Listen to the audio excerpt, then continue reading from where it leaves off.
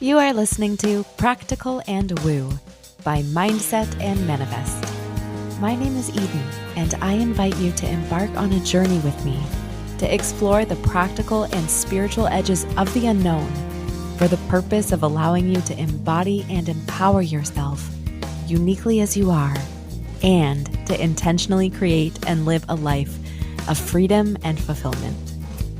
Each week, I'm going to discuss topics such as energetics, reality creation, manifestation, astrology, tarot, human design, and more to help empower you to live beyond perceived limitations and to practically design your life so it feels like absolute magic every step of the way. Let's dive in. Well, hello, brilliant soul. We meet again in this forum for exploration. Welcome back. I would like to celebrate arriving at the 20th episode of Practical and Woo, minus the bonus features that are starting to also trickle out, which I'm feeling excited about as well. For the last 20 weeks, we have been tapping into the field of possibilities, a field that continues to yield an invitation addressed to you. It reads, "You, my dear friend, are cordially invited to recognize the practicality of energies unseen, the ones that create magnificent worlds, the ones that live in you and everywhere around you.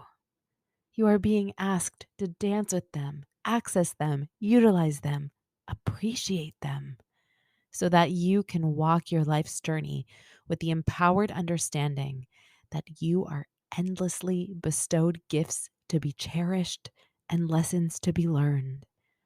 An endless cycle of perpetual motion where the gifts and lessons seamlessly blend, where each becomes the other in kind.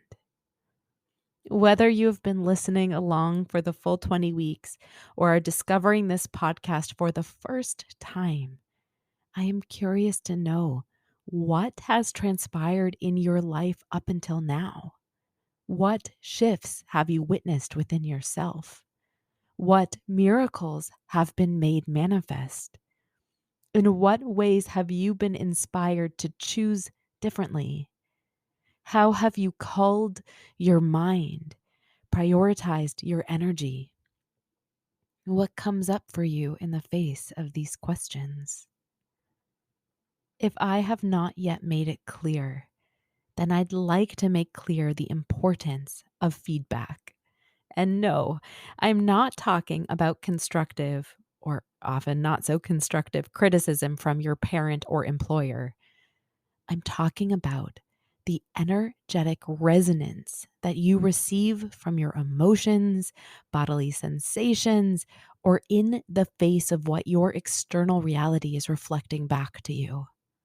How you respond, both through your body and with your chosen actions, to people, events, news, and your experiences correspond to the vibrational frequency you're maintaining, and also often showcase illusions standing in the way of where you're desiring or feeling called to go, what you're desiring or feeling called to do or have, and who you're desiring or feeling called to be or grow into.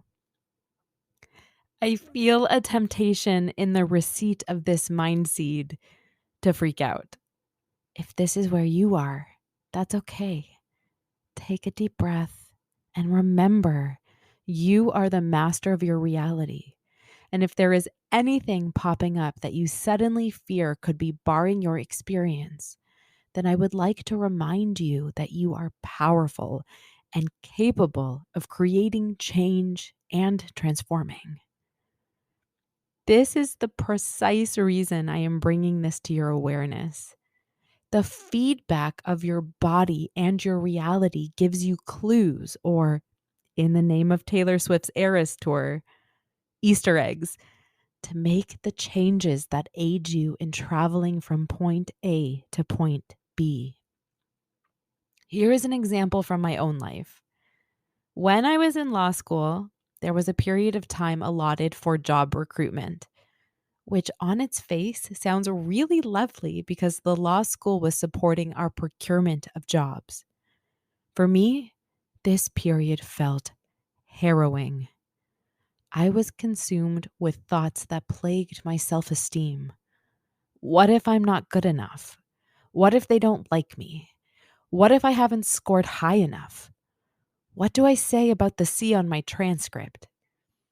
It felt like there was a weight on me, an immovable force pressing down on my head and shoulders that I could not get out from under. Every time I submitted an application, my throat would tighten and it felt like there was a noose around my neck.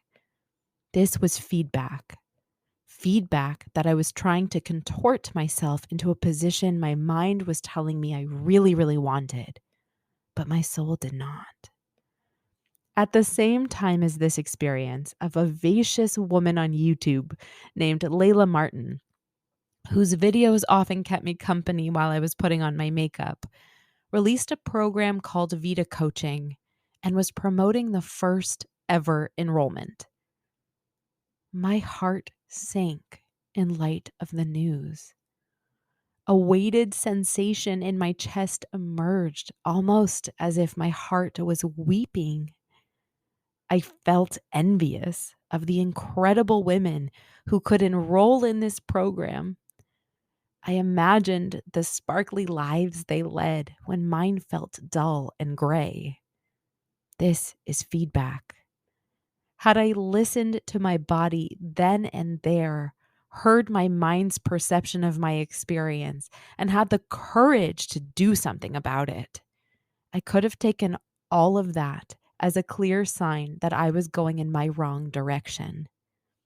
As a side note, I'm happy to report that 4 years later, I became a Vita certified coach and finally answered the call of my heart. Luckily for me and for you, the universe never gives up on your right opportunities, and it is never too late to answer the call. I would like to reiterate that observing or considering your emerging feedback is not an invitation to beat yourself up or grab uber tightly onto the reins of your experience.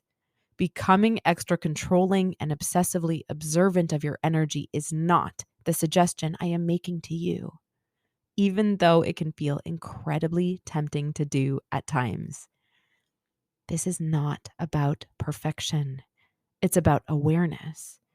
This is not about getting it right. It's about allowing curiosity to bloom, to learn how to be curious and to play in the playground of your life. This society of ours has a tendency to make everything feel incredibly serious. So serious, in fact, that we are often not willing to get messy or fail. So serious, in fact, that it is all too easy to fall prey to the immense fear of ridicule that comes in the face of potentially choosing to do life differently and the resistance to any shame that may follow. Now, I am not negating that serious things in life happen. They do. That's by design, to offer you a full and colorful experience of your unique human existence. There is absolutely a time for serious, and I want to invite you to consider what happens when being serious is the overarching theme of your life. When you're trying to seriously check all of the right boxes, and when it becomes all too easy to paint all of your experiences with the same beige brush. Your feedback is priming you to play and to reward you with immaculate sensations when you're playing fully and wholly as you truly want to. Your feedback isn't telling you that you're wrong. It's inviting you to make different moves when you're feeling forced to conform, or telling you when you're choosing to do something for reasons that aren't authentically yours. There is always room to choose differently in your life, to make different choices, to grow, change, and expand. Your feedback is your trusty friend that is communicating to you the ways you can make your dreams unfold, resonant to how you're hoping they will. Until next time.